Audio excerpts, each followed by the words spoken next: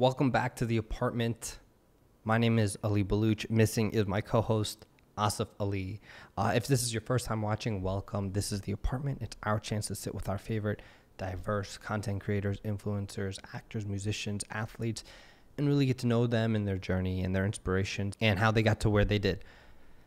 So we promised this like 2 weeks ago, but it finally happened. On today's episode, we have Dante Basco. Dante, you might know him as the voice of Prince Zuko. No, I've learned everything, and I've had to learn it on my own. Growing up, we were taught that the Fire Nation was the greatest civilization in history. You might know him as Rufio from Hook. Eat your heart out, you crinkled, wrinkled, fat hag. You're a very ill-mannered young man. You're You know a that? slug-eating worm. Come on, you can do better than that. Can't believe you're encouraging. Yeah, show me your fastball, dust brain. You paunchy, sag-bottom, puke pot. He's done so many more things. You might have seen him on Def Jam Poetry. We escape ourselves in each other. Yeah, I know a girl named Nikki. I guess you could say she was a sex fiend, but don't judge her or me. It's just a place I've been. He's done so much, and we really dived into his background, his history, and growing up in Southern California, spending time in Northern California. So yeah, this is episode 30. You know, sit back, enjoy. This is a great episode. We touch on a lot of different things. The Asian American experience, you know, and we're trying to reclaim that narrative. And yeah, so also shout out to our sponsor, Adidas. I have no log line, but check out Adidas. And we're going to bring back midweek moments in this coming Wednesday. Check out our midweek moments that are coming back. But yeah, anyways, enjoy episode 30 with Dante Basco. The great thing that we learn from YouTube is the YouTubers are more engaged with their audience than any studio network has ever been, or any brand. Yeah. Right? They read the comments. It's instant right there. They It's get crazy. the feedback on Twitter, on Instagram. So they had their finger on the very pulse of like their audience, right? And so we're learning so much from all that metadata, right? Yeah. It's crazy because like say even like the biggest friggin' directors in the world, right? Yeah. Whether you're Spielberg or Scorsese, like how many reviews are you gonna read? Yeah. Maybe 20 Yeah. of the like, biggest critics and stuff like that, right? These guys are getting tens of thousands of critiques Yeah. daily on all their videos, which is good and bad. I mean, it's good. It's good because you get that engagement. You can feel it with the pulse, and they know very, acutely of what people want and like, dislike. The other thing is it can be stifling as an artist. Yeah. Part of it is like we don't really listen to the reviews. Do your damn work. Yeah. I mean, that's what you kind of learn, right? Because you gotta, at the end of the day, there's a business and you wanna service an audience as a business, but as an artist, you want to lead an audience. You need to lead them with your vision, and your vision has to be your vision, right? And you don't want to have your vision totally catered to like the people that they made you, yeah. But at the same token, if you're gonna be a leader, you have to lead them. And you have to know what your tastes are, and you have to know where you want to go with your vision. And so I think that's the balance of their plight. But it's a balance of all our plight. So it's like something we can learn from them is something they can learn from us, and that's the conversation right now. Okay, that's dope, man. I mean, let's take it back and let's make it. I want to know more about like your come up. Not even the come up, just like the early days before you moved to LA. So you were born in Pennsylvania. No, California, Pittsburgh, Really? California. Yeah, Pittsburgh, California. Pittsburgh with no H is out. It's a So not Pittsburgh, Pennsylvania. no, Pittsburgh. Where's that at? It's like in the outskirts of San Francisco, about 40 minutes, 45 minutes, an hour out of the city in San Francisco. They call it the cuts up there. Oh. It's way more cutty back in the day. Now we got a BART station. We're like the last BART station. It's out. If people know the East Bay, it's out by like. I'm actually going up there tonight. Oh, cool. I'm driving up there tonight. Yeah. Like Walnut Creek and Concord. That's that area. Dude, I'm going up to Fremont. There's like this whole Afghan community in Fremont. Okay. You're Afghan? Yeah, I'm Afghan. Oh, very so cool. like all the Afghans are up there in the base. So we just go up there and kick it in. There's Afghans. There's Modesto's a big Assyrian Oh, really? population in Okay. Modesto. It's I'm into that. My fiance is Persian, so I'm like connected. Yeah. You're tattoos, yeah. Mashallah. Oh no way. Mashallah on the arm. Damn. Yeah, so I'm down. I'm down with the middle. That's the Middle crazy, Easterns. man. Okay, so you like, are you second or third generation Filipino or first? Filipino American. Filipino American. I guess we're considered second or two. Or, I don't know. Maybe, Dude, I don't even know because maybe three. I mean, it's weird. My grandfather came over, but my grandfather was in the service in the Philippines, so he fought World War II. And my dad was So my dad was born in the Philippines on a base as an American citizen. Gotcha. But they came over so young. My grandfather was an officer in the army, and all my uncles were military, and so. So when they enlisted in the Philippines, Right. they enlisted because at the time was the Philippines like territories? Yeah, I don't know how it worked out. I get if you were going to college and stuff, you could be an officer. That's how my grandfather was an officer, and they're all like college graduates, like from those years back. And he actually, he was a part of the last cavalry. Oh no way! I mean, the horse cavalry. They still have the cavalry in the military, but I guess cavalry now is more like the tanks and the helicopters. But the horse cavalry. Oh wow! This was in the Philippines. He was part of that. Shit. Which is crazy. Yeah. But so then my parents came over, and like a lot of immigrants, it's like my parents are both my sides. My mom's side is military too. So my mom and dad are, I guess they were born in the Philippines. They came here so young, but they don't speak the language or anything. So they're no accents, no nothing. Wow. And so we're their kids. Yeah. So of course we're like Yeah. American. Yeah. I mean, we're still connected to the culture, the food, but then we lost the language. Oh man. Do you speak? I but Arabic? it's like no Farsi. You speak Farsi? It's a. Oh, Afghan. So it's like a dialect. It's a dialect. It's fast Farsi. Yeah. I know. Yeah, I know. Oh, yeah. It makes sense now. Yeah. So Hubi? yeah, we have that's like we understand it, but it's like there's different words like hubi. That's like how are you, right? Yeah. But we say how do we say how are you? Like chutorasti. Damn, I just butchered that so bad. The Afghans are listening. They're like, yo, this kid's so whitewashed. No, You guys have is it Tulog or Tagalog? Tagalog. I'm so sorry. Tagalog is basically it's our native language, but it's a lot of Spanish in it. And really? Oh, that's right, because the influence from Spain. Real big influence. We're Spanish. We were a Spanish colony for like, I don't know, 200 years or something like that. Something crazy. So it's like the Filipinos are the Asian Latinos. Yeah. So it's like we've had this big connection. Is there like a blend of like Portuguese? Portuguese also there, and it's just been one of those islands that was properly placed in the Pacific Islands that throughout the years, whether it be China or Spain or America, like they needed this island to kind of help control the Pacific. Yeah. Essentially, I mean, we're that island. You know what I'm saying? So your grandfather like settled in up north. Yeah, a lot of California. Same thing. Like Northern California, there's a lot of big Filipino population. Okay, that's right. And they kind of settled outside the city. All these World War II vets settled. Yeah. And that was kind of our our upbringing for a long time. And we were breakdancers, so it's the 80s, right? Yeah. I mean, so you and your brother.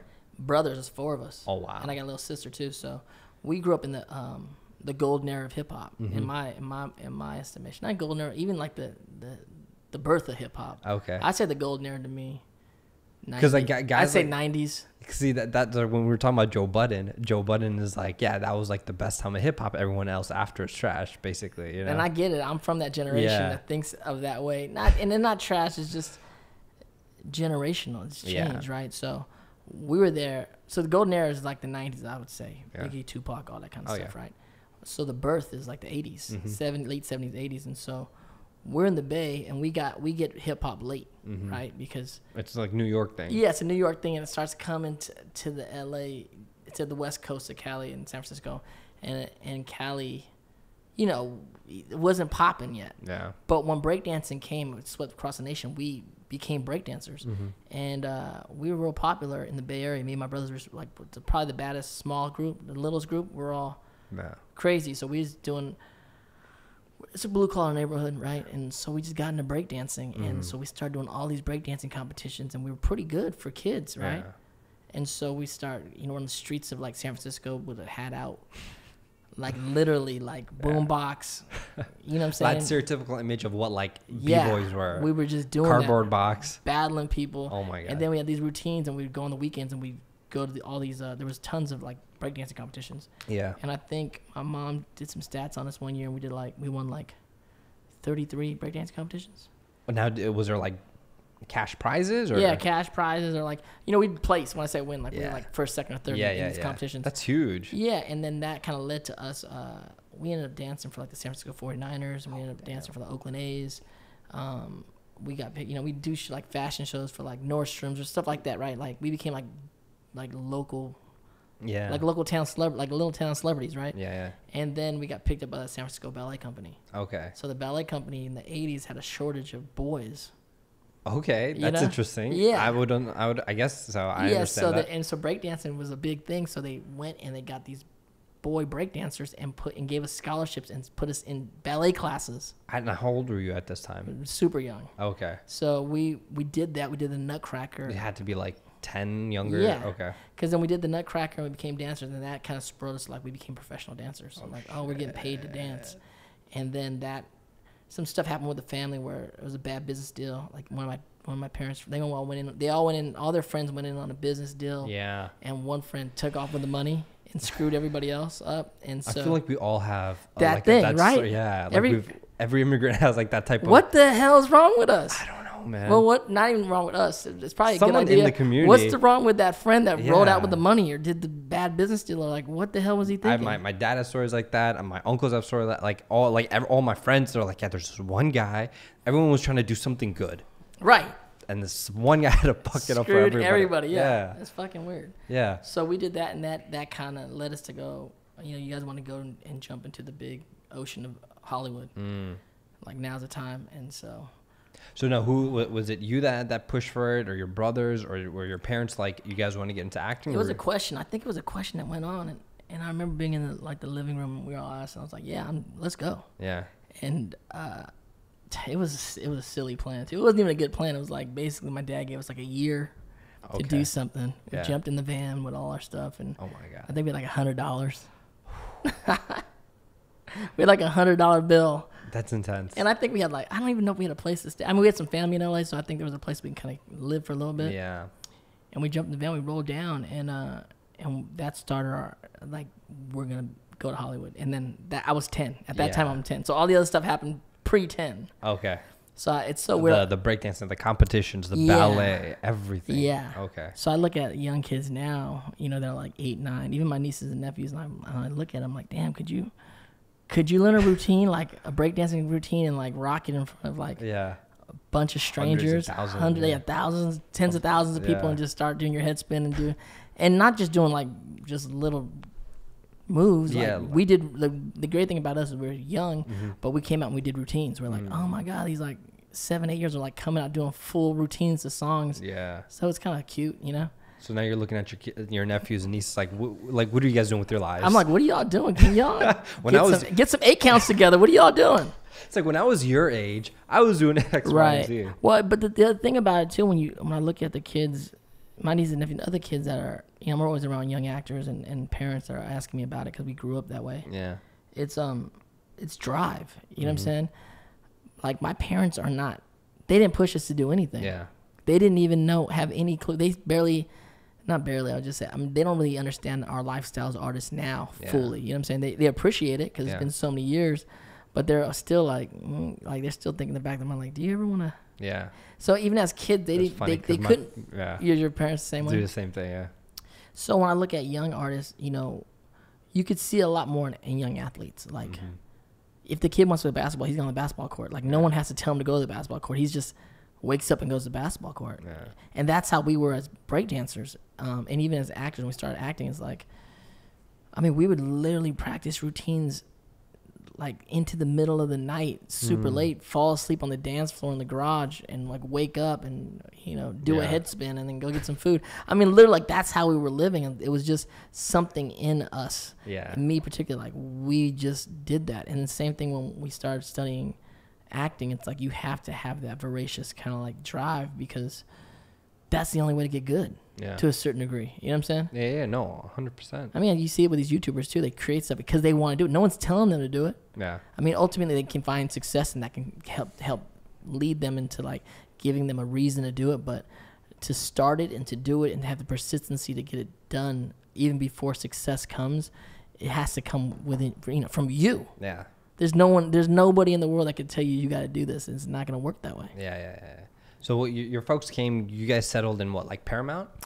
Yeah, first we were in Cerritos. Okay. Yeah, so Cerritos is where my family, a lot of my cousins and family are from, and Cerritos is like nice neighborhood. Yeah. I've been there. Yeah, and Cerritos has its own little like Filipino, Asian, like hip hop mecca. There's like all these cats out there. That was in the 90s. It was the 90s. We're still like late 80s. Late, 85, 88, something like that. So we were living in Cerritos for a hot second, like staying with family. And then by the time it was working out, because, you know, it started working out early for me. Yeah. I mean, I booked the first thing I went up on and just kind of like started rolling. And I started working a lot as a young actor. And so it was the decision, like, I guess we're going to stay in L.A. Okay. And then my dad ended up coming down and moving to L.A. and moving my sister and the rest of us and bought a little house. But the only house we could afford was in Paramount. Yeah. Paramount was the hood. Yeah. That's where Timothy Delgado lives as well. That's the irony of it, right? Yeah. So when I'm working with Tim now, we were talking, you know, so Tim's early stuff like American Boy and all that stuff, or Asian Boy. Or yeah. He like references me. Oh, yeah. And his whole thing, like people was like, oh, you're like, that's like Dante Basco 2.0. You know what I'm saying? And in a lot of ways he is. And so when we finally met, it was like, damn, it's so funny. Like we're both kind of like hood Asian kids, right? Yeah. And a lot of people were like, Dante Basco was like he was the prototype for like the hip hop Asian kid. Yeah. Like that was my own thing in the 90s. Like I was the first time people saw like a hip hop Asian kid on film and television. And it was me. Yeah. But it wasn't anything I was trying to do. It's just that's where I was from.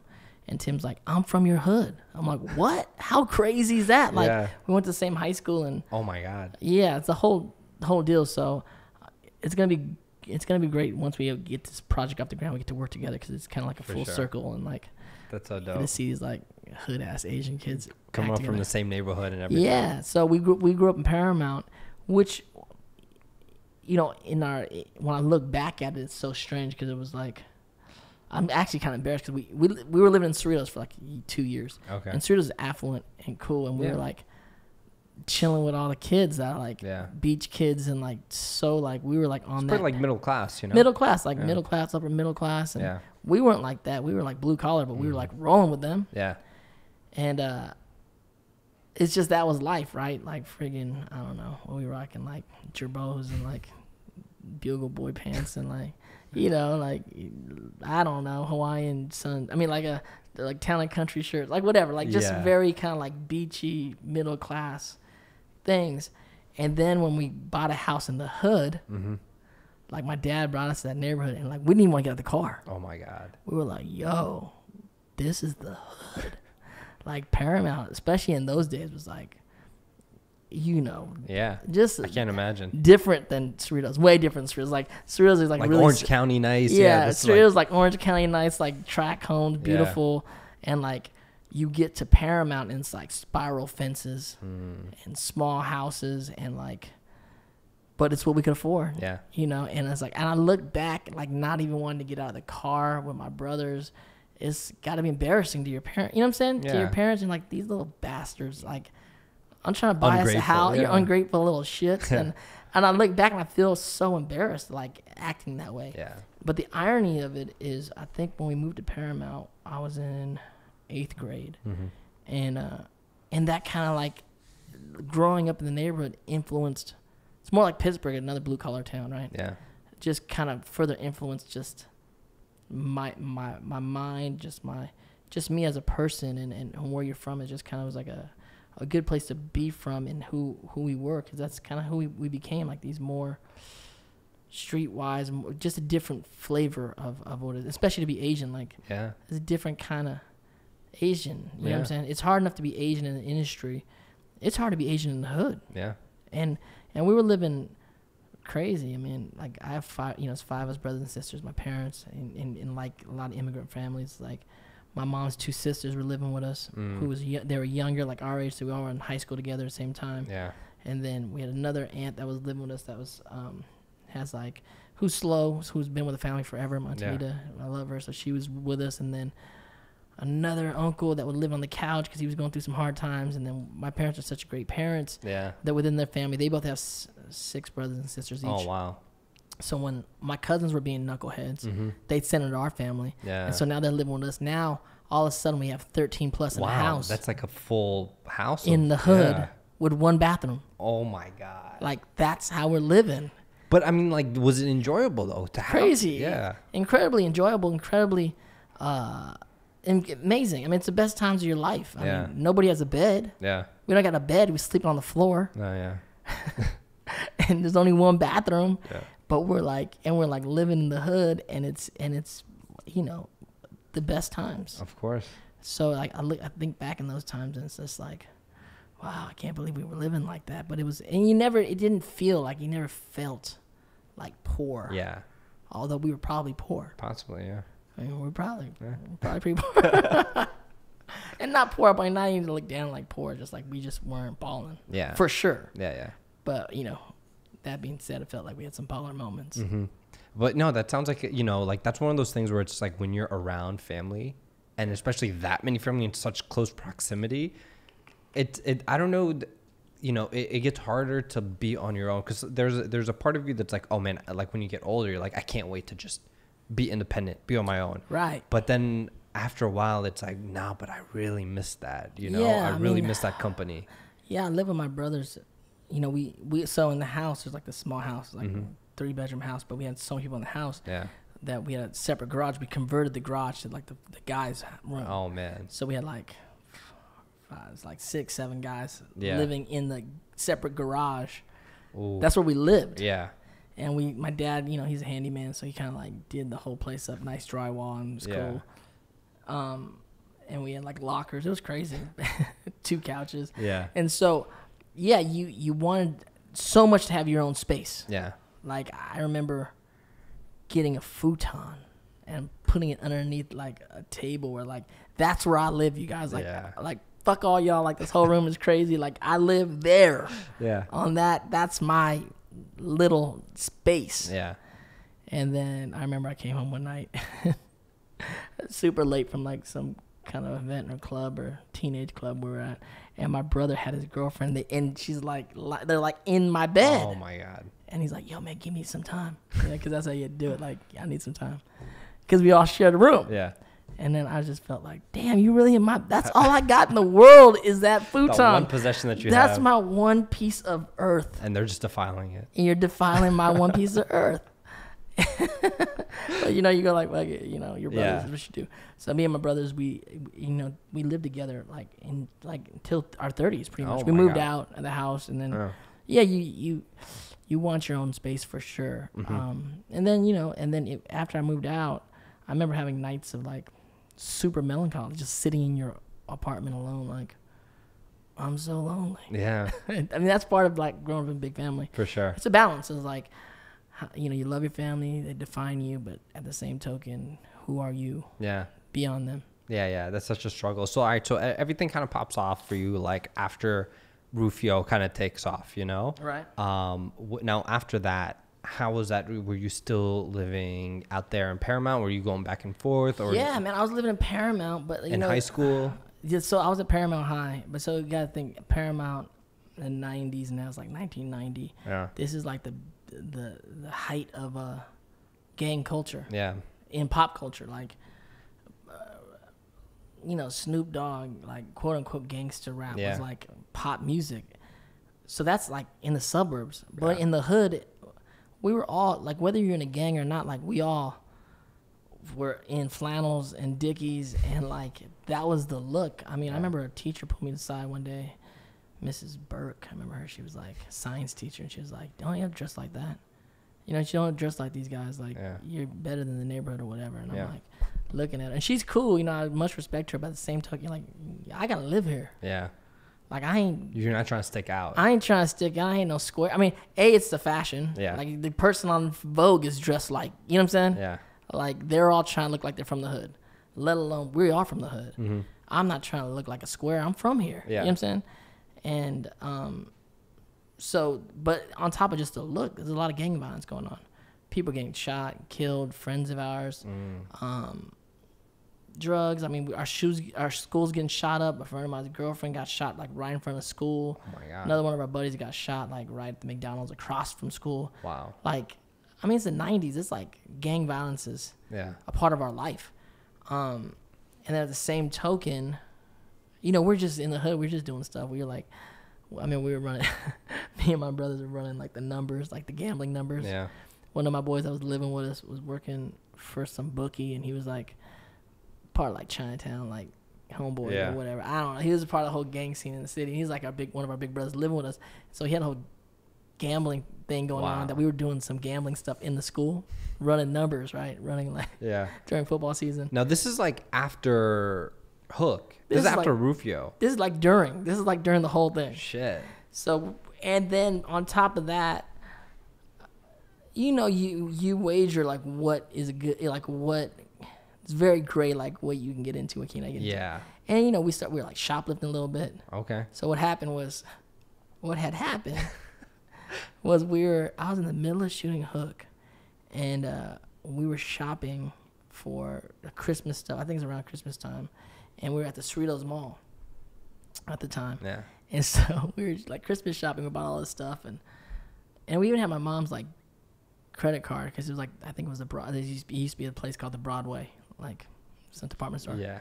And so, you know, whatever, got the fresh denim jacket and like the whole. What happened was we had bought all this stuff, but I wanted like gloves. Okay. Like isotoners. You know, like some OJ gloves. Back in the day, you wanted like, we needed to have these gloves because it's wintertime, even though it's not cold enough to LA to wear gloves, but I needed the gloves. And so my cousin wanted some gloves too. He had some gloves, so we ended up stealing them. Okay. But we ended up getting caught. Oh my God. Yeah, so we end up getting stuck up. Like all of a sudden, the security comes, like empty the bags. Like we were clocking you guys. Matter of fact, the guy was like, I was looking at you, and he had saw me in a movie. Oh my God. Called Perfect Weapon. Yeah. And he was like, yo, this is that kid from Perfect Weapon. And he's watching. He goes, oh my God, those kids are stealing. Shit, you got Winona Ryder at that age. Yeah, it's like me and my brother, and we were just stealing gloves, and we were like, nah, we didn't take it. And so I didn't get popped. My little brother got popped. Oh, no. And my cousin, because they were holding the bags. Yeah. So they let me go, thank God. Yeah. And so we got in trouble again with my parents, and then that led us into my parents pulling us out of Paramount High School, because they're like, y'all getting into trouble now. Yeah, yeah. So like, people getting shot, people killing, you guys are shoplifting, you gambling, doing all kinds of stupid stuff. Yeah. And so I remember there was this cute girl I knew from Cerritos. Mm-hmm. It's like white girl named Jennifer Strovis, and she was going to a high school of the arts in Orange County. Yeah. Called Orange County High School of the Arts. Orange County School of the Arts now, and it's like Fame. You know, and at that time, like Fame, the idea, like the Fame TV show was on. Like, dude, Fame. Like, I want to go to Fame High School. Like, yeah. And I'm like, yo, I know this girl. She's going to Fame High School in Orange County, and then we end up going. We ended up going to that school. Like, you moved there because of this girl. Just would not move. Inspired or like totally inspired by the girl for sure, but ended up going to that high school, and that kind of changes up too, because then my parents took us out of the neighborhood school, and essentially we got bused to Orange County to finish my high school career, and I was in the middle of shooting Hook. Like, what That's are you doing? That's a commute, man. Yeah, it's a little bit of a commute, but I guess it was worth it, you know, because all of a sudden we were at this. Now we're going from like a predominantly black and Mexican school. Yeah. Way like 99%. Yeah. To a 99% white school. How was that transition? It's crazy. Yeah. I think even at that time, I think the whole school was probably like, I want to say there's close to, 3,500 students or something like that in high school. And I think at that time, I think there was like something crazy, like 8 to 12 black students. Oh my God. The whole school. That's insane. Like, this is like 1992. Oh. Right? And we're there. I mean, we're there, like, our hair's super high. We're wearing flannels and Dickies and shit. And everyone else is wearing, like, cut off denim and Birkenstocks. And our it was crazy. It was a crazy time, but so how'd you guys fit in? Did you guys? I mean, were people like gravitating towards these new kids? We had like a little vibe going on. Okay. We had this whole like, cause it's like hip hop and R&B. The kids wanted the suburb kids wanted to like be closer to. Yeah, we did our thing, and weren't really trying to fit in their cliques, cause we rolled with 3 of my brothers, like 2 of my brothers, so me, Darian, and Dion. Like, we had a crew, and then some other hip hop cats like joined us. They're like with it, and we like had this whole our own vibe. You know what I'm saying?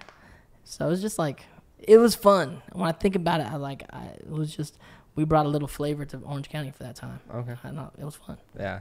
So after that, after the movie hits and everything comes with it, do you stay in school, or do you homeschooled, or? Yeah, I mean, I always stayed in public school, but you get homeschooling when you work on projects. So as you work on TV shows and other films and even Hook and everything, it's like my whole upbringing, I always had like studio teachers. Yeah. So these teachers kind of help you just get through your classes. I mean, part of me was like, I didn't really take school seriously, especially after Hook. Not seriously, but it's like I was in like honors classes at Paramount, but by the time I got to Orange County, I was like, Yeah. auto shop. Yeah. Like, Because you're like, it's almost out, and then on top of that, you're already successful in another medium. And I feel like at that time you were really serious about acting as well. definitely. I mean, always serious about acting, but super serious. And I mean, as college started coming around, the only reason I can go to college is through acting. Yeah. And I was like, I've been studying since I was 10. Yeah. And I was like, I don't really want to. It felt like a waste of. I actually got accepted to a program at NYU, and I went to NYU for the summer. Okay. And it was cool, but it's just like, I think I think Hook had just come out recently. I was like shooting another movie, and then all of a sudden you're in classes with like kids that just did like, friggin' Grease in their, senior class. Yeah. Like in Oklahoma. So did you feel And you're like going, what am I doing in this class? Like, what are we doing? Yeah. I Did you mean- feel like were you like, what can I learn from this? Like, I am what all these kids aspire to be at. No, I mean, I guess people put that on me and thought about that. I think study's always great. Mm-hmm. But at the same token, they didn't want me to work for 4 years because they wanted me to just go through their program. Yeah. Right. And I'm like, how am I gonna pay for this? I'm not a rich kid. Like, Yeah. in order for me to pay for this, I have to be working. Yeah. And if I take 4 years off, it's like not the optimum thing to do. Mm-hmm. And so I opted to just kind of continue working. I look back, I think maybe I should have went to college, not even just for the program. I probably would have dropped out of the acting side and maybe just kind of studied something else. I love New York. Yeah. You know what I'm saying? And there's experiences in life that I think you need to go through that's going to really, inform your art ultimately. I love the education I ended up getting in LA, which it wasn't a college education, but it was an education of just being in the scene. Mm-hmm. You know what I'm saying? Like, I had a band for 10 years. And we kind of went around town and like lived that life for a while, which is great. Continue to work in film and television to just continue your life as an artist. And then stumbled upon things like I created the Poetry Lounge. Yeah. And that was just kind of like came out of my living room, came out of me being in the scene. And that's ultimately 20 years become very influential and impactful in LA. Like, these are kind of things like when I speak at colleges, like if you're lucky to be in college and you're doing it, like, get your education, know what you're getting, use it, apply it to your life. But if you're not, like, education comes from everywhere. Yeah. Like, know when you're getting an education. If you're on a set, if you're amongst friends that are creative, like, if you're building something, everything is, you can get education from every endeavor you have. Mm-hmm. You just gotta know that what you're getting out of it. Yeah. And you can stumble along something as crazy as starting a open mic spoken word venue in your living room. Yeah. And it could scale 20 years later and become an inspiration to a show like Def Jam on HBO, Broadway. I was just gonna say, like, you have been doing, like, outside of acting and dancing, you do poetry as well. You're on Def Poetry Jam. Yeah, and that whole show was inspired by what we did in LA. Oh shit! So that was the inspiration of that, and that went to Broadway. Now was that like a Russell Simmons production, or? Yeah, Russell Simmons, Stan Lathan. So I worked with Stan. On what was it, like? Hanging with Mr. Cooper or Steve Harvey show, one of these shows, right? So I know Stan from the whole Hollywood scene, and every time I would go see Stan and audition for him, he's always like, drop a poem on me, give me a new poem, and I would always drop these poems in auditions, and then when we worked together, I ended up dropping a poem on the set, and I invited him all to come to the poetry venue, and he ended up coming and started coming religiously and got inspired by it, and then poetry kind of blew up in the 90s, and we were the crew, DPL were the crew that like the LA Times wrote about us saying, like, this is the clique that brought poetry back to LA. I don't know if that was 100% true, but we were the guys that got that spotlight. Yeah. And so we became kind of forefathers in the scene. Okay. And that kind of led to all that stuff that's happened. And still now it's the largest open mic venue, like, in the country, and people say, like, the world, just because it's... Yeah. And that's, again... I mean, what... It started off like... It seems like a passion. It was just like... Yeah, and that might not have probably not have ever been made if I was in college. Mm-hmm. Yeah. It probably wouldn't have happened. Yeah, yeah. You know what I'm saying? So, Yeah. so we don't know how things work out, but that's just how it goes. Yeah. Now, I mean, to some, or I feel like, you know, like Rufio is kind of like this iconic guy, and that was done, what, 25 years ago. anniversary just Yeah. hit. Do you get like kind of like, you're like, I'm done talking about this, man? No, I mean, to a certain degree, you can go in and out with it. It's been talked about a lot recently just because of the 25th anniversary. Mm-hmm. But at the same token, I get it. You know, people come to town, they want to get, you know, you want to do these roles that people remember you for. Yeah. And the reality is, they're not going to remember you for a lot of roles. Yeah. You know what I'm saying? There's going to be, if you're lucky, they're going to remember you for a role. Yeah. Lucky, right? I've been fortunate, like, you know, to have Rufio, have Prince Zuko. Yeah. Have certain characters that have become have iconic for generations, of people. I mean, I don't mind talking about it because it means different things to different people. True. I mean, Rufio is just kind of this anti-hero. Yeah. It's kind of part of being what is. It's kind of cool. But then also it means something, you know, really big to the Asian American Pacific Islander and Native American community that I don't realize in a lot of ways, you know what I'm saying? Yeah. Until you're in front of them, people explain like what that character meant to them. It's like, wow, that's pretty big. Yeah. Because as actors, and even as artists, we're not always trying to like do these bigger, impactful things. We're just trying to work. Yeah. And if you're lucky, you know, the right role meets the right actor, and something special could happen. Yeah. Yeah. So you don't get tired where you're like, yo, I've done other things besides. No, because You know? I've been old enough to be, you know, I've been around long enough. It's like, Sure. we have a career. I mean, we do so much. Yeah. But You've done like over like 30 films. Yeah. So what's the stuff that people care about are what people care about, you know. Yeah. 30 films, over, I don't know. All those stuff. TV IMDb's, shows, not TV even shows, not like even 100, over 100 credits on IMDb. Yeah. I don't know. It's just part of it, but you just people's experience of you is the people's experience of you. I mean, same thing if you look at other folks that you may look up to. Or, yeah, because like the whole it brought me that question because last week Chester passed away, and on all the articles that I was reading and all my Facebook friends and Twitter friends were like, oh, they were just quoting In the End, like Hybrid Theory, and I'm like, yo, but they drop much more. Yeah, and they literally just dropped an album the other month, you know? I know, and I love that. Heavy, Heavy was Heavy's a great song. And you listen to Heavy now, and it's heavy. It's scary now. Yeah. It's scary now. But then I'm like, yo, what about like, you know, Minutes to Minute? What about like Living Things? What like, and it just, because I was like, and he did other things. He was like he had his own little side band. His side band, but then he filled in for Scott Weiland for Stone Temple Pilots when he passed away. Yeah. He was about to do front man for Cornell's group. Yeah. It's crazy. And it's, you know, and when I was like, okay, let me start getting ready for this podcast, I was like, I feel like it's kind of like they always refer to like in articles or any type of media, always refers like the first earliest thing. Yeah, and does it kind of bother you? You're like, yo, what, like you want to push other projects, so you have a new indie project coming up, you know? Yeah, I mean, I think all that definitely. I mean, the fact of the matter is like all artists have like big careers. Everyone's done a lot of stuff. People are gonna know you for those one things, and they're gonna want to talk about it all the time, and that's cool. But I've been around for 30 years, so it's like tons and tons of stuff, and different things mean different things to different people. You know, I mean, the debut is like the first Filipino American film ever, and that means so much to the Filipino community and the Asian American community. It's this cult film.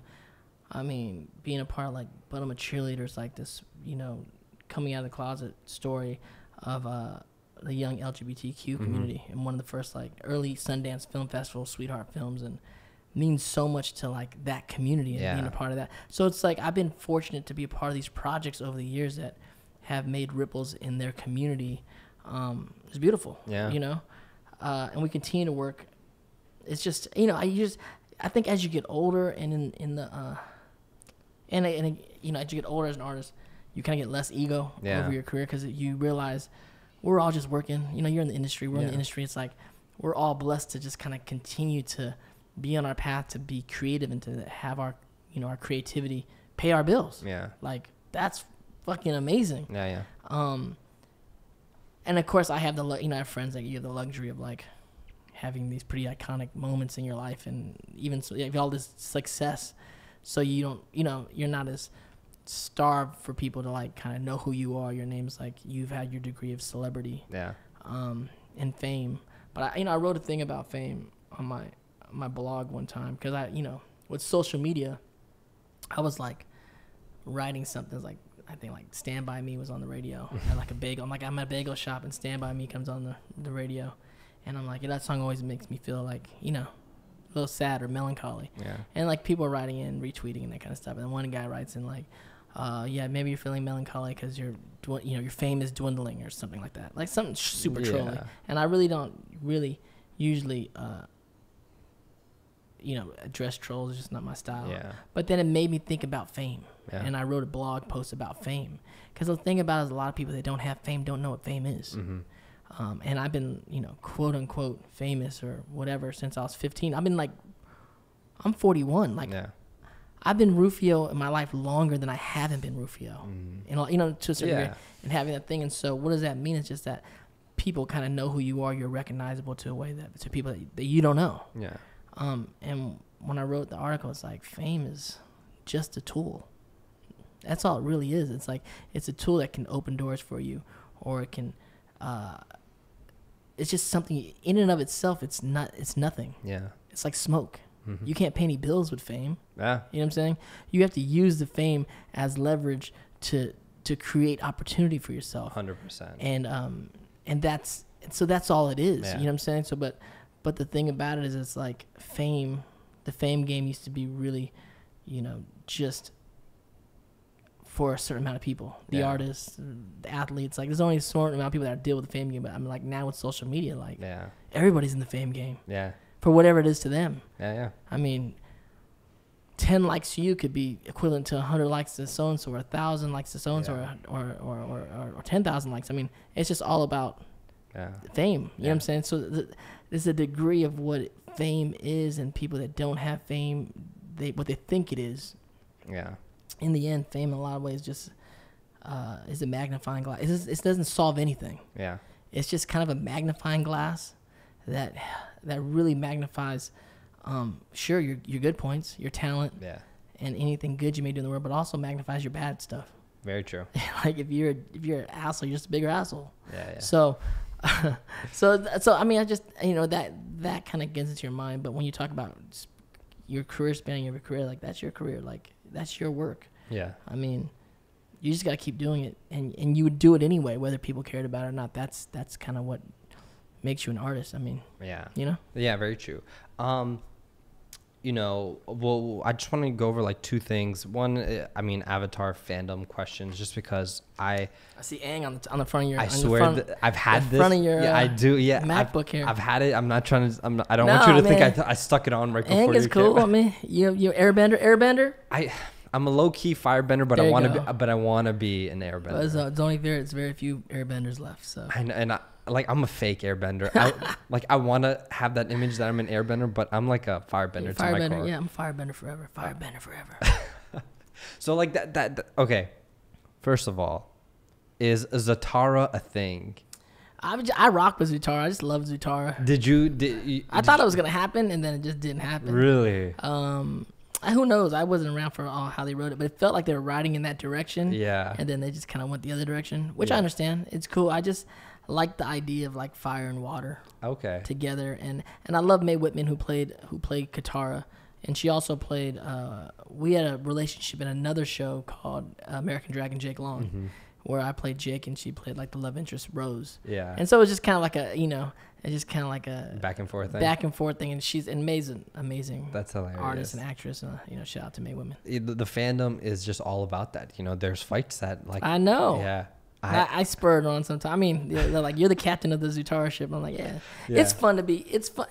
That's the fun thing about fandoms is it's just fun to be involved and engage with them, and everything that's canon isn't always like the most fun thing to play with. It's kind of fun to use your imagination and kind of go other places with it. Yeah, and you were brought back for Legend of Korra. Yeah, to play my grandson. Yeah, which was crazy. Hyro the Second, so weird. I loved it, dude. I loved Korra.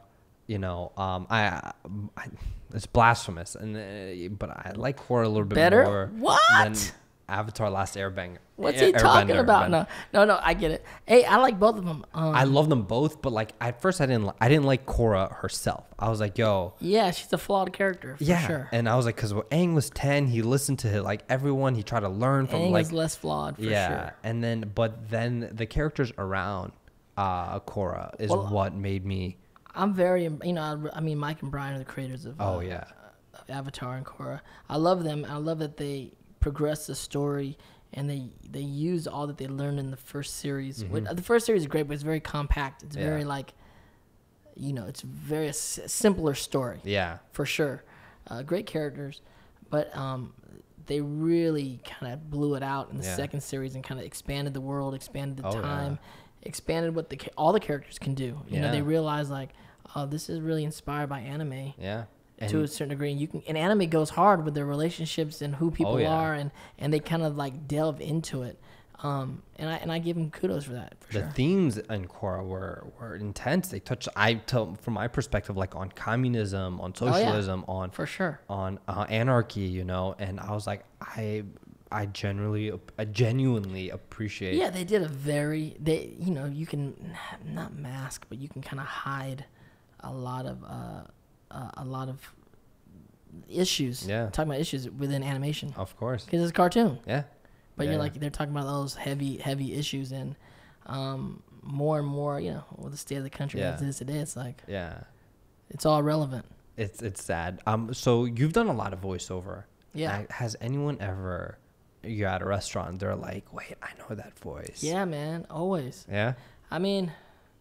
Always. I mean, at Starbucks for sure. Oh, no way. Yeah, because you're always ordering a drink. Yeah, right? yeah. And you're like, can I get a tall vanilla latte? And they're like, are you Prince Zuko? Oh, my God. Yeah. Or are you Jake Long? And like, that kind of stuff happens all the time. Yeah, yeah. And it's so weird. Like, I'm just, I just kind of tripped into voice acting, but the things that I'm most known for as a voice actor are characters I probably could have played on screen. So like a lot of people still associate me to these characters in a very like it's weird, it's like a cartoon, but like I'm Prince Zuko to a lot of people. Like, walking around like, dude, you're Prince Zuko. I'm like, 100%, even to me. Yeah, but Prince Zuko's like a character. Yeah, but somehow like my voice, whatever, we're like together. Yeah. And I don't get it 100% of the time, but I'm like roll with it. Like, yeah, I mean, I rep it. I mean, there's a lot of me in Prince Zuko, and there's a lot of Prince Zuko in me. Yeah. But, it's an animated character. It's not even like, I mean, at least Rufio was me at 15 walking around. But, again, you just never know how audiences take to characters and fandoms and all that kind of stuff. 100%. So at what age, at what point did something happen where you were like, where you really start focusing on identity and being Asian American? When we own the 9th, kind of. Yeah, on the 8th. Oh, we own the 8th. I'm so sorry. I even have it on my notes as the 8th. I don't know why. So close. I embarrassed myself, but at like what point did that happen where you're like, hey, this is getting serious. I need to like. I think it's like later in my career. I started a company. Partners in a company called Kinetic Films. We started with Asian American Pacific Islander films out of Hawaii. Yeah. Worked with Kev Jumbo. Well, like, what kind of pushed that? Where you're like, I want to just focus on this. There's a need. I mean, I've been around for a long time, and I've been fortunate to have a successful career in Hollywood and continue to work. But it's not an even playing field. Yeah. I mean, there's a lot of issues still in pop culture, and there's a lot of problems with representation for people of color. In Hollywood. And the stories out there, and what you realize is, being around long enough, I'm like not trying to blame anybody or the system or anything. It's just a system is a system. It's a business. Yeah. And the reality is we have to create other businesses then,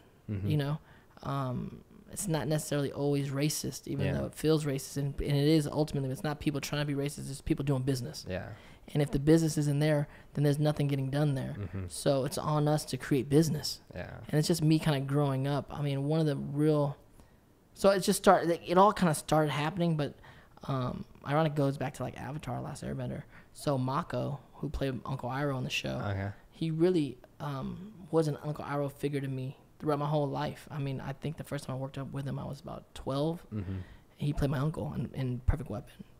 And throughout my career, he played my uncle or my father like several times, 3-4 times or something like that. Yeah. And I would see him at events, and he's someone I can always check in with.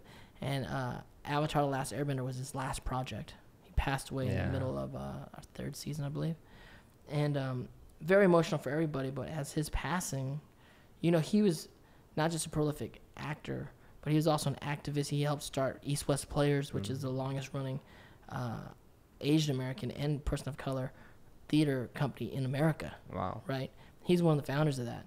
And he's being like Uncle Iroh to me from the grave. Like, you got to continue. You know, you realize, I mean, he got nominated for an Oscar for Sand Pebbles. He's like this beast of a dude. And he's from a particular lineage of Asian American artists in Hollywood.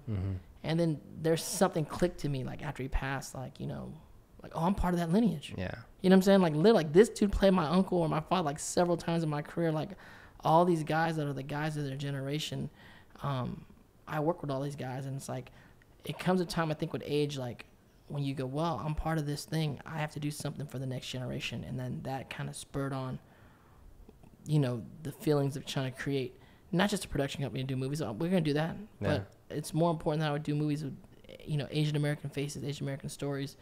It's just as needed. And then something goes down like the last election and go, all this is even more important now. Yeah. And not just to be solely Asian centric, but to be a part of the conversation. I mean, I grew up in Black Hollywood. I know I was in Black Hollywood because when you're not white, like, you're black. I mean, in not so many ways, you know what I'm saying? And we're always down to support each other, people of color, in that way, because there's just not enough representation for African Americans, Latino Americans, Asian Americans. So it's just, I support all of us kind of working more, telling our stories, and, you know, we're part of the fabric of America. But it's really on us to tell stories. It's not about the system giving us budgets to do, you know, charity films. Yeah.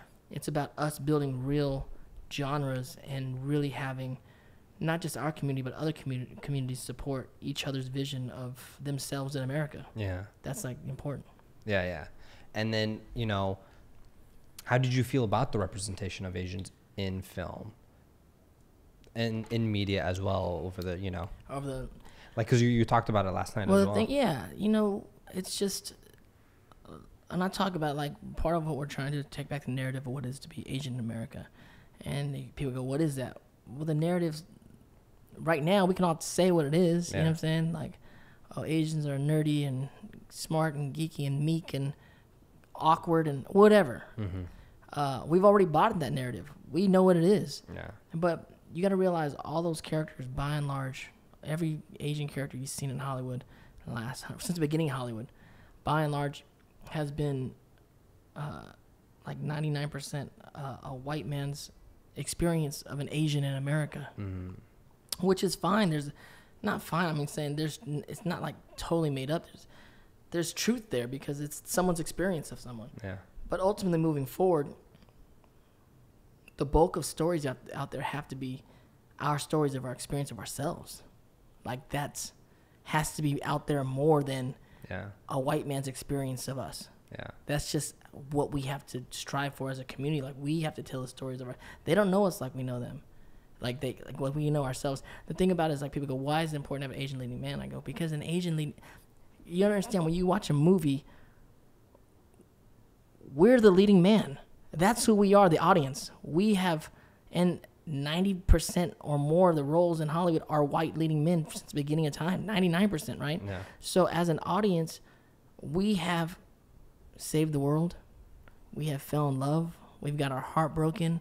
We've done stuff as white in the vision of a white man. We've had to empathize with that character. We've empathized with that character forever. That's why we can set up 5 white guys in a room, and we'll tell you the idiosyncrasies, the differences of each guy. You know, we'll tell you the total difference between a Brad Pitt to a Johnny Depp to a whoever. You know what I'm saying?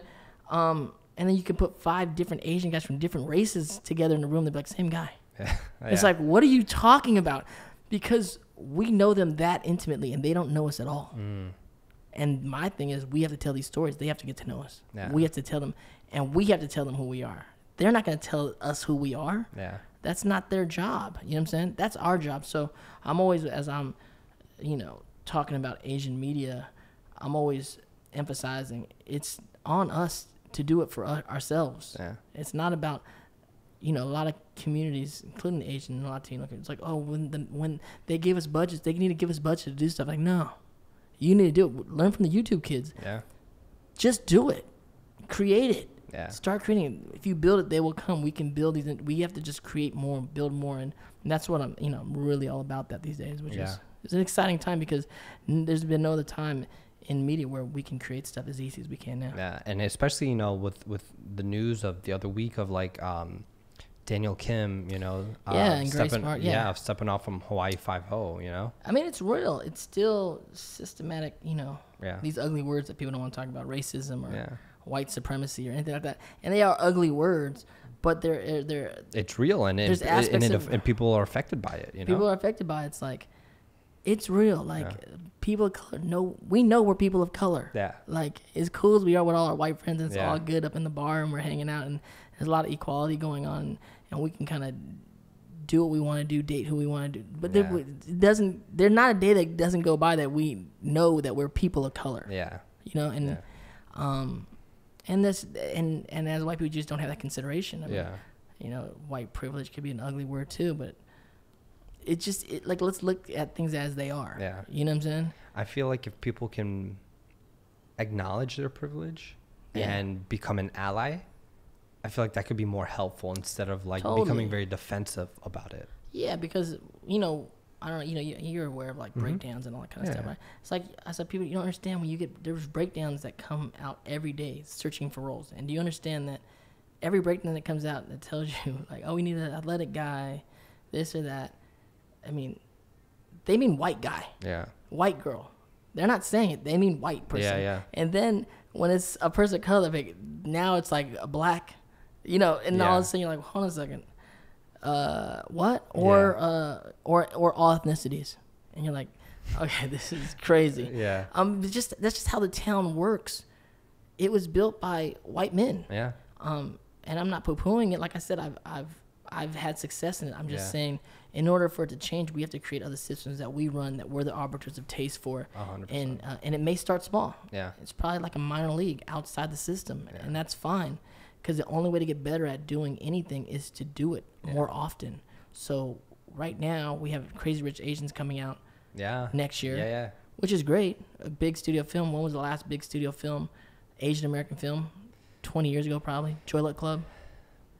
Big budget, possibly. Yeah. Because we can't wait every 20 years for something like that to happen. There are films being made. We just need to make more. Yeah. And we need to have them more accessible to not just Asians. I always tell people like BET. I grew up on BET. I ain't black. Yeah. You know what I'm saying? But they created systems, African American, that are quote unquote black money, black eyeballs. Yeah. We need to create money and create systems that are counted for us, and that's how we can start. We can start just pushing this rock up the hill to have not even equality, just more opportunities for us. But really, we have to create the opportunities for ourselves. Yeah. That's where my mind's been at. Awesome, man. Hey, I appreciate it so much, man. Time flew by. So as Middle Easterns, what do you? Sometimes we can take you guys in the Asian world. Yeah. Where do you guys go? Because Middle Eastern is one thing, not black, but sometimes they're considered, can be in. Yeah. Where do you guys go? So there's breakdowns, right? So there's the MENA, which is Middle Eastern North Africa. So that's like Tunisia to like Egypt and Morocco in there. And then that kind of goes into like Iran. So that's kind of like the Middle East, right? And then there's Central Asia, where it's like Afghanistan. Continent-wise, it's considered. It's all Asia, you know? Asia. But then like there's like the sub in these continents. So the quote unquote Middle East is like everything from like till Iran. Iran is like cut off at the Middle East. End. Yeah, and then it's like Central and Asia. And Iran sometimes be trying to claim Aryan. Oh my God. They be claiming their own. Well, yeah. No, they're not. They be claiming their own thing. Yeah. They've been trying to just like we're not like them. We're not with them, you know. But I guess that's something that they got to figure out. I mean that's the same thing with Asians. We got to work. We're all working these things out, and at the end of the day, none of it matters. Except for it matters when we can. Figure out how to. We all need more voices. In this 100% pop culture game. Yeah, and then there's Central Asia, which is like Afghanistan, Uzbekistan, Tajikistan, Kazakhstan, all those, and then like right over Southeast Asia, which is like Pakistan, Right. India, Bangladesh. Totally. Yeah. Asian. Yeah, Asian. Yeah. So I don't know how sometimes we claim you guys and sometimes we don't. Sometimes we claim that we're Asian. Sometimes, I feel We got to like, get in when we fit in sometimes. It's like if there's opportunity there, like we're going to roll. Yeah. Like whenever they give us like little like consensus or whatever you're filling out, some type of form where it's like white, black, Asian, blah, blah. We're like, if I check in Asian, they're like, no, you're white. That's crazy. Yeah, and they're like, I'm like, yeah, but like Afghanistan's in Asia, but they're like, no, but you're classified as white. Asian is like, How? I have no idea. I don't know. I try to wrap my mind around Sometimes too, as Filipinos, like, oh, well, you're a Pacific Islander. Yeah. I don't know. It's hard to say. There's a lot of labels going on, and I'm not really one big one for labels. Yeah. Except for when it's time when we can leverage. Yeah. We need to create these the power with some of these labels, so we can leverage it for our needs. Of course. And that's kind of where I'm at. But at the end of the day, we all get treated like second-class citizen in the white man's world. But That's that's a discussion for another time, man. But I really appreciate you coming by, man, No doubt. and dropping so much knowledge on Great us, time. man. Thank you, man. Cheers. Appreciate it. Thank you for sticking around. I hope you enjoyed it. Time went by super fast when I was like in the interview, and went by faster than I expected. I feel like lately I've just been by myself, without any Asif, just doing this solo. But anyway, thank you for watching. Make sure to subscribe to our YouTube channel. Make sure to, I don't really care about likes. Likes mean nothing to me. Go ahead, dislike this video. Leave me a mean comment. And hit us up on Twitter, man. And shout out to, forget the shout out to our producer because they don't deserve the shout out. I deserve all the credit. Shout out to our producer, Sumair Khan. And go watch Wrecked on TBS every Tuesday. Watch Asif's show. It's the #1 comedy on cable. Peace.